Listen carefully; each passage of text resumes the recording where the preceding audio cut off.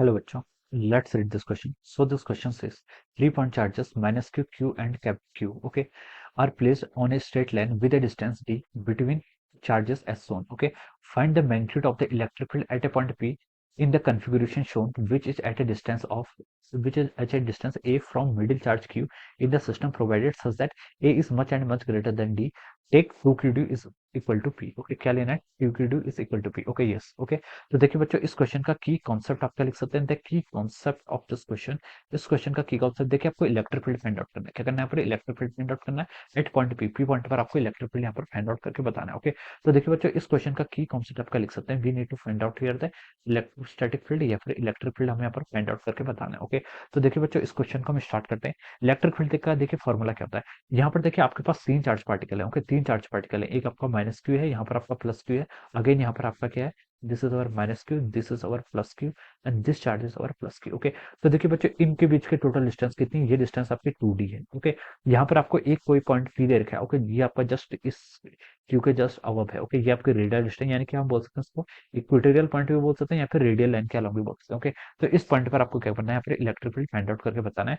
और क्वेश्चन में देखिए एक इन्फॉर्मेशन ये गिवन की है कि ये जो पॉइंट ए है, ए पॉइंट इसके है much much greater than D. Okay, A क्या आपका काफी बड़ा है as compared to the D. Okay, अब देखिए आपको यहाँ पर डायपोल बता करना है। ओके, तो देखिए बच्चों, इस पॉइंट पर आपको इलेक्ट्रिक फील्ड फाइंड आउट करना है। तो देखिए बच्चों, यहाँ पर एक माइनस क्यू चार्ज है, एक प्लस क्यू चार्ज है। Okay, charges of equal charges हैं। ओके, इनके बीच की सेपरेशन क्या है? 2d है, तो हम बोल सकते हैं कि it will behave like a dipole. ये कैसे बिहेव करेगा? एक डायपोल की तरफ बिहेव करेगा, जिसकी डायरेक्शन क्या होगी? देखिए, this will behave like a dipole like this. Okay, जिसकी डायरेक्शन आपकी इस डायरेक्शन होगी, this is the direction of the dipole. Okay, और डायपोल मूवमेंट कितना होगा इसका? देखिए, डायपोल मूवमेंट हम इसका लिख सकते हैं। देखिए, dipole movement is equal to either charge product of either charges and distance of separation between them, 2qd। Okay, तो ये कितना क्या? देखिए 2qd के ऊपर आ जाएगा। ओके, और ये हमें लेना भी है क्योंकि क्वेश्चन में देखिए बोल रखा है कि take 2qd is equal to p। Okay, देखिए पी पॉइंट पे इलेक्ट्रिक फील्ड हम दो तरीके से फाइंड आउट कर सकते हैं।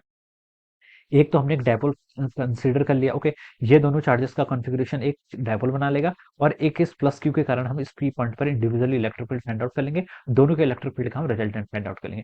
या फिर आप देखिए तीनों चार्जेस के कारण separately electric field find out करिए। ओके, तो देखिए ये वाली अप्रोच क्या है, थोड़ी सी इजी रहेगी, तो हम इस अप्रोच का क्या करेंगे? यहाँ पर आपका यूज करेंगे। ओके, तो चलिए अब हम इस क्वेश्चन को यहाँ पर फर्दर क्या करते हैं, स्टार्ट करते हैं। और क्वेश्चन में हमें क्या फाइंड आउट करना है? इलेक्ट्रिक फील्ड फाइंड आउट करना है। ओके, तो देखिए पी पॉइंट पर field due to dipole, dipole के कारण क्या फील्ड होता है? ओके, हम लिख सकते हैं देखिए field due to dipole, field due to dipole. Dipole के कारण देखिए आपका कितना फील्ड आएगा? डायपोल के कारण देखिए आपका फील्ड आएगा, इक्वेटोरियल पॉइंट है ना, पी पॉइंट के आपका इक्वेटोरियल पॉइंट है। इस पॉइंट पर आपको फील्ड फाइंड आउट करना है, electric field. Okay, due to P, P किसका मतलब क्या है? पी मतलब डायपोल है। ओके, डायपोल के कारण फाइंड आउट कर रहे हैं, तो ये हो जाता है देखिए आपका के E into dipole moment. Dipole कितना उसका पी है, जो आपका डायपोल है उसका डायपोल मोमेंट क्या है? पी के इक्वल है। Okay, divided by A cube. Okay, ये आपका आ जाएगा, दिस इज अवर, ये आपका क्या हो जाता है? डायपोल मोमेंट हो जाता है। Okay, this is our dipole moment. Okay, ये आपका sorry, this is our field due to electric dipole at the equatorial point. Okay, equatorial point पर आपका फील्ड की ये आपका क्या जाता है? यहाँ पर से आपका इतना मैग्नीट्यूड आ जाएगा। ओके, अब देखिए बच्चों, इसकी डायरेक्शन क्या होगी? देखिए डायरेक्शन, देखिए आपकी डायरेक्शन आपकी नेगेटिव एक्स एक्सिस के अलॉन्ग होती है। किस डायरेक्शन होती है? आपकी नेगेटिव एक्स एक्सिस के अलॉन्ग। ओके, मान लीजिए यहाँ पर मैं डिफाइन कर लेता हूँ, ये आपकी एक्स हो जाएगी, ये आपकी वाई जाएगी। तो नेट देखिए मैं बता देता हूँ कैसे होगी।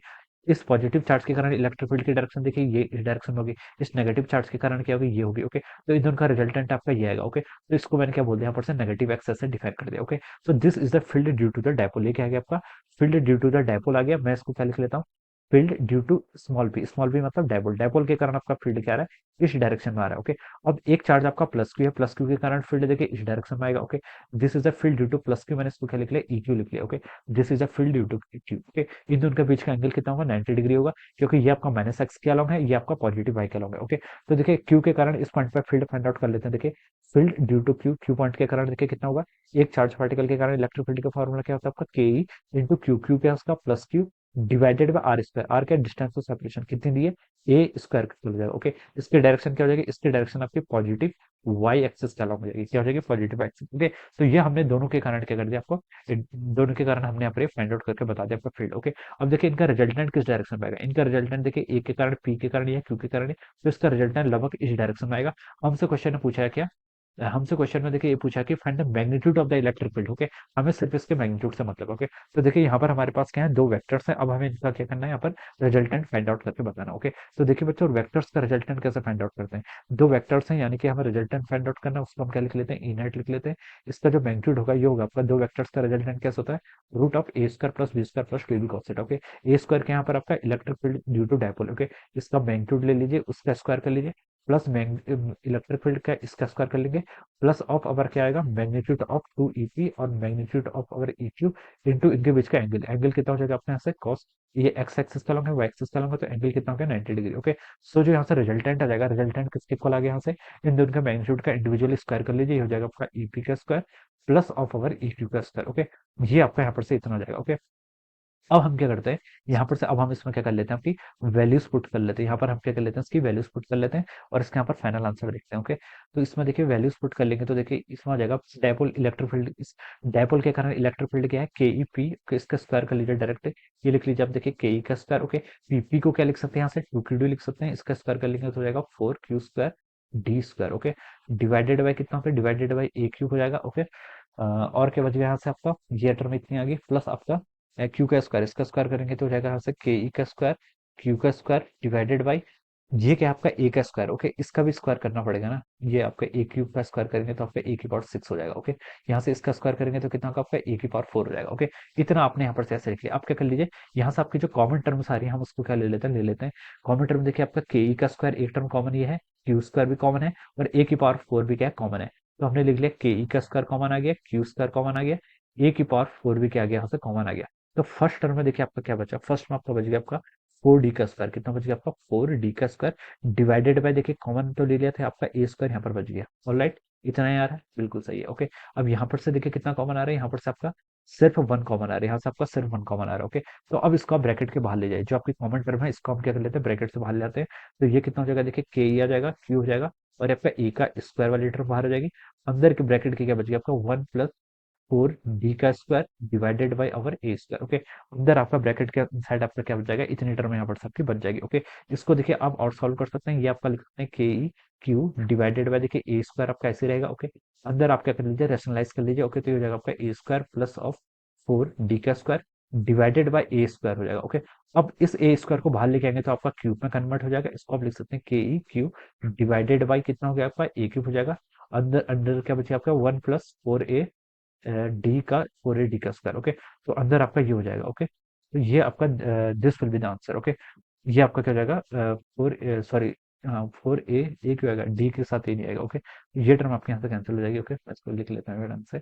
ओके, ए स्क्वायर आपने क्या ले लिया, यहाँ पर से कॉमन ले लिया। ओके, तो ये क्या बच गया आपका, देखा यहाँ से आपका ए स्क्वायर ऐसे ही रहेगा। ओके, ये आपका 4D का स्क्वायर हो जाएगा। ओके, जस्ट आपने ए स्क्वायर से ए को बाहर ले लिया तो आपका ए का क्यूब हो गया। Okay, so this will be the answer of this question. ये क्या हो जाएगा आपका, इस क्वेश्चन का आपका फाइनल आंसर हो जाएगा। This is the final answer of this question. Okay, K cube divided by into root of 4D square plus A square. Okay, so this will be the answer of this question. ये इस question का आपका final answer हो जाएगा। Okay, ये dependency आपकी आनी ही थी। देखिए डायपोल, देखिए जो एक चार्ज होता है सिंगल चार्ज पार्टिकल के कारण, देखिए क्या होता है आपका, जो आपका पोटेंशियल होता है due to single charge particle, वो क्या होता है 1/r के प्रोपोर्शनल होता है और इलेक्ट्रिक फील्ड आपके 1/r स्क्वायर के प्रोपोर्शनल होता है। ओके, अगर आपका चार्ज पार्टिकल दो हो जाते हैं यानी कि डायपोल हो जाता है, फिर आपका पोटेंशियल देखिए 1/r स्क्वायर से वेरी करता है और इलेक्ट्रिक फील्ड आपका 1/r³ से वेरी करता है। ओके, तो यहाँ पर आपका डायपोल का कॉम्बिनेशन आ गया था, तो इसकी डिपेंडेंसी देखिए KE/A³ तो आनी ही थी। ये तो हमें बिना मतलब क्वेश्चन को हम देख के बता सकते थे कि इसकी डिपेंडेंसी 1/A³ में आएगी। ओके, सिमिलरली आपका फिर आपका क्वाड्रपल आता है, क्वाड्रपल के लिए देखिए इसके बाद आपका क्या होता है 1, ये आपकी डिपेंडेंसी 1/r³ और 1 to the power 4 हो जाती है। ओके, ऐसे ऐसे करके आपकी डिपेंडेंसी क्या होती है, आपकी बढ़ते जाती है। ओके, ऐसे ऐसे आपकी डिपेंडेंसी क्या होगी, बढ़ते जाएगी। Okay, so this is how we have solved this question. Okay, so I hope you all understood this concept. All the best and thank you so much.